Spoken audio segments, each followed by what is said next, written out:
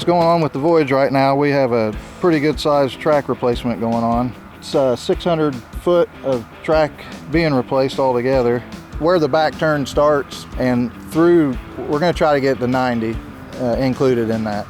We're doing all 8 layers, including all the walk boards, ledgers, pretty much all the wood's coming off and getting replaced new. We do a stagger on our 8 layers that we do. So that takes it back from the beginning and the end also another 40 feet altogether.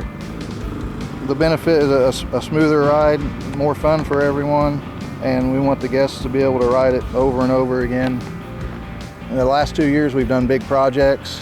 The feedback that we get from the enthusiasts especially, it's great. I mean, when they say that it's better and they're happy with it, then we know we're doing something right. We're a family-owned park with the best trio of wooden coasters, and we actually care about keeping our wooden coasters in top shape. We're willing to put in the time, energy, and dollars behind the project so we can keep our coasters comfortable for our guests and at the top of their game.